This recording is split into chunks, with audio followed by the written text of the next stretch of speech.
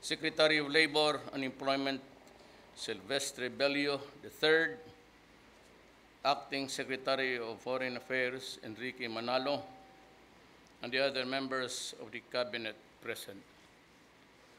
Congressman Aniceto Bertiz, the representative, ACTS OFW Party List. Ambassador Alan Timbayan,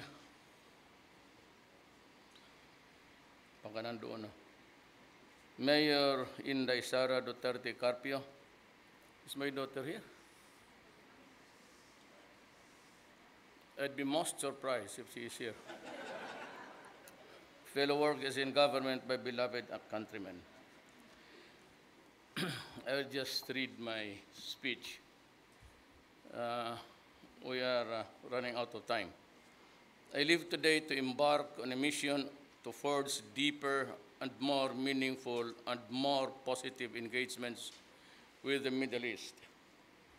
There is much at stake in the Philippines' relations with the Middle East. It is the global center of traditional energy resources. It is a source of investments with potential of much growth.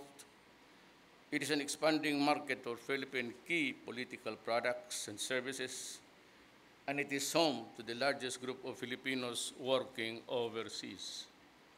With shared strategic interests and deep and abiding ties that go above and beyond the formal relationships between states, the importance of reinforcing our country's ties with the Middle East cannot be overstated. The first leg of my trip will take me to the Kingdom of Saudi Arabia, where I will have the honor of meeting His Majesty King Salman bin Abdulaziz Al Saud, custodian of the two holy mosques.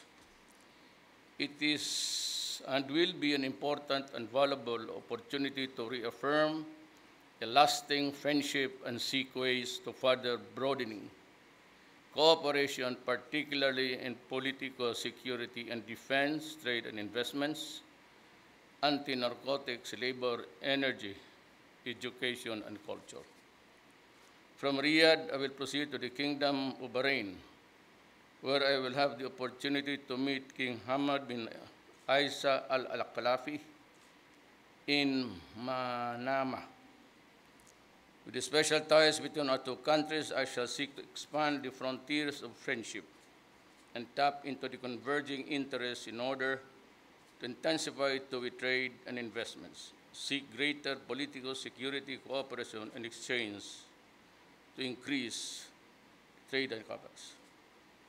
Following Bahrain, I shall proceed to Doha, where I will meet Emir Sheikh Tamim bin Ahmad Al Thani in Doha of the state of Qatar. The third leg of my trip will be no less engaging. There is always much explored to make the bilateral relations even more vibrant as they are.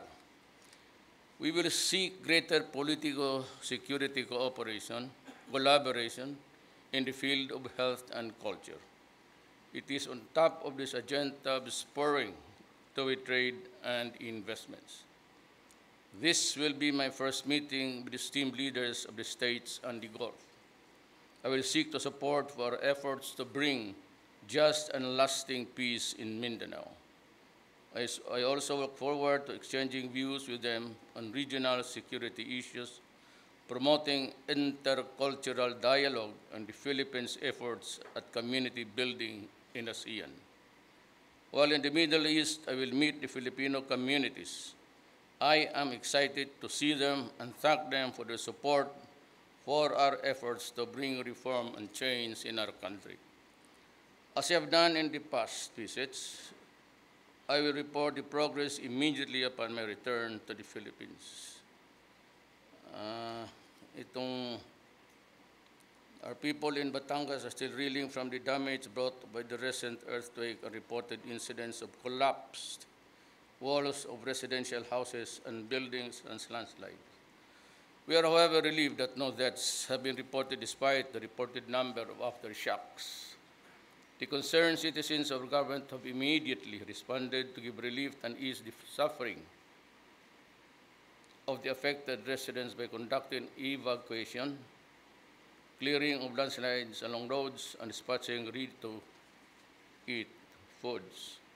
We are thankful to the national and local agencies of ensuring that the effects of disaster are mitigated. While the assessment of damages by the provincial government still continues, I have directed the national agencies to accelerate the delivery of services and hasten the rehabilitation of the affected public infrastructures and utilities. Rest assured, our government is on top of the situation.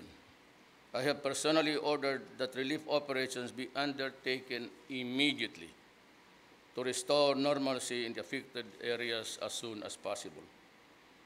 With what has transpired, and join all Filipinos, let us always be prepared for disaster.